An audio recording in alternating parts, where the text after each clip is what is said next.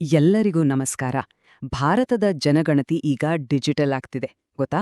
ಇದರಲ್ಲಿ ಭಾಗವಹಿಸೋದು ಈಗ ಮೊದಲಿಗಿಂತ ತುಂಬಾನೇ ಸುಲಭ. ಹಾಗಾದ್ರೆ ಬನ್ನಿ, ಈ ಹೊಸ ಸ್ವಯಂ ಗಣತಿ ಪೋರ್ಟಲ್ ಬಳಸಿ ನಿಮ್ಮ ಮನೆಯ ವಿವರಗಳನ್ನ ಆನ್ಲೈನ್ನಲ್ಲಿ ನೀವೇ ಹೇಗೆ ತುಂಬಬಹುದು ಅಂತ ಸ್ಟೆಪ್ ಬೈ ಸ್ಟೆಪ್ ನೋಡೋಣ. ಹೌದು, ಅಂದ್ರೆ ಇನ್ನು ಮುಂದೆ ಪೇಪರ್ಗಳ ರಾಶಿಗೆ ಗುಡ್ ಬೈ ಹೇಳ್ಬಹುದು. ಈ ಸಲದ ಜನಗಣತಿ ಕಂಪ್ಲೀಟ್ ಆಗಿ ಡಿಜಿಟಲ್.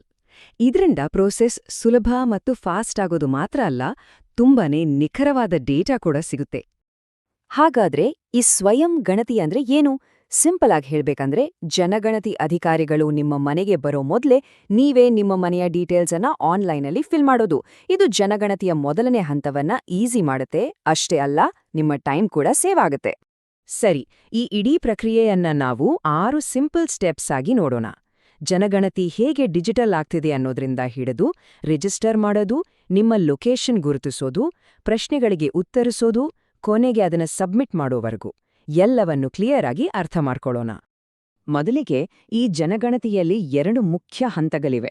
ಫೇಸ್ 1 ಅಂದ್ರೆ ಮನೆಗಳನ್ನ ಲಿಸ್ಟ್ ಮಾಡೋದು, ಫೇಸ್ 2 ಅಂದ್ರೆ ಜನಸಂಖ್ಯೆಯನ್ನ ಗಣತಿ ಮಾಡೋದು. ನಾವೀಗ ಮಾತಾಡ್ತಿರೋ ಈ ಸ್ವಯಂ ಗಣತಿ ಪೋರ್ಟಲ್ ಇದೆಯಲ್ಲ, ಇದು ಕೇವಲ ಮೊದಲ ಹಂತಕ್ಕೆ ಅಂದ್ರೆ ಫೇಸ್ 1ಗೆ ಮಾತ್ರ ಸಂಬಂಧಿಸಿದ್ದು. ಓಕೆ, ಈಗ ಪೋರ್ಟಲ್ಗೆ ಹೋಗೋಕ್ಕಿಂತ ಮುಂಚೆ ನಾವು ಕೆಲವು ಪ್ರಮುಖ ವಿಷಯಗಳನ್ನ ತಿಳ್ಕೊಳ್ಬೇಕು. ಈ ಸಿಂಪಲ್ ರೂಲ್ಸ್ ಅನ್ನ ನೆನ್ಪಿಟ್ಕೊಂಡ್ರೆ ಪೂರ್ತಿ ಪ್ರೋಸೆಸ್ ತುಂಬಾನೇ ಸ್ಮೂತ್ ಆಗಿ ಆಗುತ್ತೆ. ನೋಡಿ, ಇದರಲ್ಲಿ ಮೊದಲನೇ ಮತ್ತು ತುಂಬಾನೇ ಇಂಪಾರ್ಟೆಂಟ್ ರೂಲ್ ಅಂದ್ರೆ ಟೈಮ್ ಲಿಮಿಟ್.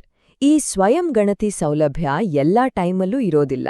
ನಿಮ್ಮ ರಾಜ್ಯ ಅಥವಾ ಯೂನಿಯನ್ ಟೆರಿಟೊರಿಯಲ್ಲಿ ಜನಗಣತಿ ಅಧಿಕಾರಿಗಳು ತಮ್ಮ ಕೆಲ್ಸ ಶುರು ಮಾಡೋಕೆ 15 ದಿನ ಮುಂಚೆ ಮಾತ್ರ ಈ ಪೋರ್ಟಲ್ ಓಪನ್ ಇರುತ್ತೆ. ಸೊ ಟೈಮ್ ಬಗ್ಗೆ ಸ್ವಲ್ಪ ಗಮನ ಇರಬೇಕು. ಇನ್ನು ಕೆಲವು ಪ್ರಮುಖ ನಿಯಮಗಳು. ಮುಖ್ಯವಾಗಿ, ಒಂದು ಕುಟುಂಬಕ್ಕೆ ಒಂದೇ ಮೊಬೈಲ್ ನಂಬರ್. ಇದನ್ನ ನೆನ್ಪಿಟ್ಕೊಳ್ಳಿ. ಒಂದು ಸಲ ರಿಜಿಸ್ಟರ್ ಮಾಡಿದ ನಂಬರನ್ನ ಇನ್ನೊಂದು ಕುಟುಂಬಕ್ಕೆ ಬಳಸೋಕೆ ಆಗಲ್ಲ. ಹಾಗೆ ಎಂಟ್ರಿಯನ್ನ ಮನೆಯ ಯಜಮಾನರ ಪರವಾಗಿ ಮಾಡಬೇಕು, ಮತ್ತೆ ರಿಜಿಸ್ಟರ್ ಮಾಡಿದ ಮೇಲೆ ಯಜಮಾನರ ಹೆಸರನ್ನ ಚೇಂಜ್ ಮಾಡೋಕೆ ಕೂಡ ಆಗಲ್ಲ. ಸರಿ, ಈಗ ರೂಲ್ಸ್ ಎಲ್ಲ ಗೊತ್ತಾಯ್ತು. ಇನ್ನು ತಡ ಮಾಡೋದು ಬೇಡ, ನೇರವಾಗಿ ವಿಷಯಕ್ಕೆ ಬರೋಣ. ಪೋರ್ಟಲ್ನಲ್ಲಿ ರಿಜಿಸ್ಟರ್ ಮಾಡೋದು ಹೇಗೆ? ಮೊದಲನೇ ಹೆಜ್ಜೆಗಳೇನು ಅಂತ ನೋಡೋಣ ಬನ್ನಿ. ಯಾವುದೇ ಹೊಸ ವೆಬ್ಸೈಟ್ ಓಪನ್ ಮಾಡಿದಾಗ ನಮ್ಗೆ ಬರೋ ಮೊದಲನೇ ಪ್ರಶ್ನೆನೇ ಇದು ಅಲ್ವಾ, ಸ್ಟಾರ್ಟ್ ಮಾಡೋದು ಹೇಗೆ ಅಂತ? ಚಿಂತೆ ಬೇಡ, ಇದನ್ನ ಹೇಗೆ ಮಾಡೋದು ಅಂತ ಮುಂದಿನ ಸ್ಲೈಡ್ನಲ್ಲಿ ಸಿಂಪಲ್ ಆಗಿ ನೋಡೋಣ. ರಿಜಿಸ್ಟ್ರೇಷನ್ ಪ್ರಾಸೆಸ್ ನಿಜಕ್ಕೂ ತುಂಬಾನೇ ಸುಲಭ. ಮೊದಲು ಎಸ್ಸಿ ಪೋರ್ಟಲ್ ಓಪನ್ ಮಾಡಿ, ಆಮೇಲೆ ನಿಮ್ಮ ರಾಜ್ಯ ಅಥವಾ ಕೇಂದ್ರಾಡಳಿತ ಪ್ರದೇಶವನ್ನ ಸೆಲೆಕ್ಟ್ ಮಾಡಿ, ಕ್ಯಾಪ್ಚಾ ಎಂಟರ್ ಮಾಡಿ, ನಂತರ ಮನೆಯ ಯಜಮಾನರ ಹೆಸರು, ಮೊಬೈಲ್ ನಂಬರ್ ಹಾಕಿ, ನಿಮಗೆ ಯಾವ ಭಾಷೆ ಬೇಕೋ ಅದನ್ನ ಆಯ್ಕೆ ಮಾಡಿ, ಕೊನೆಗೆ ನಿಮ್ಮ ಮೊಬೈಲ್ಗೆ ಒಂದು OTP ಬರುತ್ತೆ, ಅದನ್ನ ಎಂಟರ್ ಮಾಡಿದ್ರೆ ಸಾಕು, ನಿಮ್ಮ ರಿಜಿಸ್ಟ್ರೇಷನ್ ಸೇಫ್ ಆಗಿ ಕಂಪ್ಲೀಟ್ ಆಗುತ್ತೆ. ಈಗ ಮುಂದಿನ ಸ್ಟೆಪ್ಗೆ ಹೋಗೋಣ. ಇದು ತುಂಬಾನೇ ಇಂಪಾರ್ಟೆಂಟ್.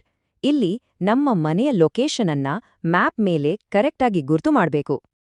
ಇಲ್ಲಿ ನಿಮ್ಗೆ ಒಂದು ಇಂಟರಾಕ್ಟಿವ್ ಮ್ಯಾಪ್ ಕಾಣಿಸ್ತೆ. ಮೊದಲು ನಿಮ್ಮ ಜಿಲ್ಲೆ ಮತ್ತು ನಿಮ್ಮ ಮನೆ ಹತ್ರ ಇರೋ ಯಾವುದಾದ ಒಂದು ಲ್ಯಾಂಡ್ಮಾರ್ಕ್, ಅಂದ್ರೆ ಒಂದು ಗುಡಿ, ಶಾಲೆ ಅಥವಾ ಅಂಗಡಿ, ಅದನ್ನ ಸೆಲೆಕ್ಟ್ ಮಾಡಿ. ಆಗ ಮ್ಯಾಪ್ ಮೇಲೆ ಒಂದು ಪಿನ್ ಕಾಣಿಸ್ತೆ. ಆ ಪಿನ್ ಅನ್ನ ಡ್ರ್ಯಾಗ್ ಮಾಡಿ, ಅಂದ್ರೆ ಎಳೆದು ನಿಮ್ಮ ಮನೆಯ ಕರೆಕ್ಟ್ ಲೊಕೇಶನ್ ಮೇಲೆ ಇಟ್ಟು ಸೇವ್ ಆ್ಯಂಡ್ ನೆಕ್ಸ್ಟ್ ಅಂತ ಕ್ಲಿಕ್ ಮಾಡಿದ್ರೆ ಆಯ್ತು, ಅಷ್ಟೇ.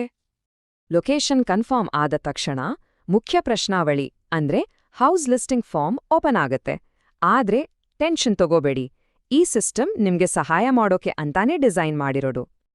ಈ ಫಾರ್ಮ್ ತುಂಬೋದು ತುಂಬಾನೇ ಈಸಿ, ಯಾಕಂದ್ರೆ ಹೆಚ್ಚಿನ ಪ್ರಶ್ನೆಗಳಿಗೆ ಆಪ್ಷನ್ಸ್ ಇರುತ್ತೆ. ಜಸ್ಟ್ ಕ್ಲಿಕ್ ಮಾಡಿದ್ರೆ ಸಾಕು. ಒಂದು ವೇಳೆ ಯಾವುದಾದ್ರೂ ಪ್ರಶ್ನೆ ಬಗ್ಗೆ ಕನ್ಫ್ಯೂಷನ್ ಆದ್ರೆ ಅಲ್ಲೇ FAQ ಮತ್ತೆ ಟೂಲ್ ಟಿಪ್ಸ್ ಅಂತ ಆಪ್ಷನ್ ಇರುತ್ತೆ, ಅದು ನಿಮ್ಗೆ ಸಹಾಯ ಮಾಡುತ್ತೆ. ಹೆಸರು ಟೈಪ್ ಮಾಡೋಕೆ ಫೊನೆಟಿಕ್ ಮತ್ತೆ ವರ್ಚುವಲ್ ಕೀಬೋರ್ಡ್ ಕೂಡ ಇದೆ. ಇನ್ನೊಂದು ಒಳ್ಳೆ ವಿಷಯ ಅಂದ್ರೆ, ನೀವು ಅಕಸ್ಮಾತಾಗಿ ಯಾವುದಾದ್ರೂ ಪ್ರಶ್ನೆಗೆ ಉತ್ತರ ಕೊಡೋದು ಮರ್ತೋದ್ರೆ ಚಿಂತೆ ಬೇಡ, ಸಿಸ್ಟಮ್ ಆಟೋಮ್ಯಾಟಿಕ್ ಆಗಿ ಅದನ್ನ ಗುರ್ತಿಸಿ ನಿಮ್ಗೆ ನೆನ್ಪು ಮಾಡುತ್ತೆ. ಇದರಿಂದ ಯಾವುದೇ ಮಾಹಿತಿ ಮಿಸ್ ಆಗಲ್ಲ. ಸರಿ, ಎಲ್ಲ ಪ್ರಶ್ನೆಗಳಿಗೂ ಉತ್ತರ ಕೊಟ್ಟ ಮೇಲೆ ನಾವು ಈಗ ಕೊನೆ ಹಂತಕ್ಕೆ ಬಂದಿದ್ದೀವಿ. ಈಗ ನಮ್ಮ ಮಾಹಿತಿಯನ್ನ ಫೈನಲ್ ಆಗಿ ಸಬ್ಮಿಟ್ ಮಾಡೋದು ಹೇಗೆ ಮತ್ತೆ ಸಬ್ಮಿಟ್ ಮಾಡಿದ್ಮೇಲೆ ಏನಾಗತ್ತೆ ಅಂತ ನೋಡೋಣ. ಫೈನಲ್ ಸಬ್ಮಿಷನ್ ಪ್ರಾಸೆಸ್ ಇದು. ಸಬ್ಮಿಟ್ ಬಟನ್ ಒತ್ತೋಕ್ಕಿಂತ ಮುಂಚೆ ನೀವು ತುಂಬಿದ ಎಲ್ಲ ಡೀಟೇಲ್ಸ್ ಅನ್ನ ಒಂದ್ಸಲ ಚೆನ್ನಾಗಿ ಚೆಕ್ ಮಾಡ್ಕೊಳ್ಳಿ. ಏನಾದ್ರೂ ತಿದ್ದುಪಡಿ ಇದ್ರೆ ಮಾಡ್ಕೊಳ್ಳಿ. ಎಲ್ಲವೂ ಸರಿ ಇದೆ ಅಂದ್ಮೇಲೆ ಫೈನಲಿ ಸಬ್ಮಿಟ್ ಅನ್ನೋ ಆಪ್ಷನ್ ಕ್ಲಿಕ್ ಮಾಡಿ. ಅಥವಾ ನೀವು ಆಮೇಲೆ ಕಂಟಿನ್ಯೂ ಮಾಡೋದಾದ್ರೆ ಸೇವ್ ಆಸ್ ಡ್ರಾಫ್ಟ್ ಅಂತಾನೂ ಸೇವ್ ಮಾಡಿಟ್ಕೋಬಹುದು. ನೀವು ಫೈನಲ್ ಆಗಿ ಸಬ್ಮಿಟ್ ಮಾಡಿದ ತಕ್ಷಣ ಸ್ಕ್ರೀನ್ ಮೇಲೆ ಎಚ್ಚಿಂದ ಶುರುವಾಗೋ ಒಂದು 11 ಅಂಕಿಯ ಯುನಿಕ್ ಐಡಿ ಬರುತ್ತೆ. ಇದನ್ನೇ ಸೆಲ್ಫ್ ಎನ್ಯುಮರೇಷನ್ ಐಡಿ ಅಂದ್ರೆ SEID ಅಂತ ಕರೆಯೋದು. ಹಾಗಾದ್ರೆ ಈ SID ಬಂದ ಮೇಲೆ ಏನ್ ಮಾಡ್ಬೇಕು? ಇದು ನಿಮ್ಮ ಸ್ಕ್ರೀನ್ ಮೇಲೆ ಕಾಣಿಸುತ್ತೆ ಅಷ್ಟೇ ಅಲ್ಲ, ನಿಮ್ಗೆ SMS ಮೂಲಕನೂ ಬರುತ್ತೆ. ಜನಗಣತಿ ಅಧಿಕಾರಿ ನಿಮ್ಮ ಮನೆಗೆ ಬಂದಾಗ ನೀವು ಈ SID ನಂಬರನ್ನ ಅವರಿಗೆ ಕೊಟ್ರೆ ಸಾಕು, ನಿಮ್ಮ ಪ್ರಾಸೆಸ್ ಮುಗೀತು ಅಂತ ಅವರಿಗೆ ಗೊತ್ತಾಗತ್ತೆ. ಕೊನೆಗೆ ಇದನ್ನ ನೆನ್ಪಿಡಿ, ನಮ್ಮ ಜನಗಣತಿ ನಮ್ಮ ವಿಕಾಸ. ಯಾಕಂದ್ರೆ ನಾವು ಕೊಡುವ ಪ್ರತಿಯೊಂದು ಸಣ್ಣ ನಿಖರವಾದ ಮಾಹಿತಿನೂ ನಮ್ಮ ದೇಶದ ಮುಂದಿನ ಯೋಜನೆಗಳಿಗೆ ಒಂದು ಭದ್ರ ಬುನಾದಿಯಾಗತ್ತೆ. ಹಾಗಾಗಿ ಈ ಡಿಜಿಟಲ್ ಜನಗಣತಿಯಲ್ಲಿ ಭಾಗವಹಿಸಿ ಒಂದು ಬಲಿಷ್ಠ ಭಾರತ ಕಟ್ಟೋಕೆ ಕೈಜೋಡಿಸೋಣ.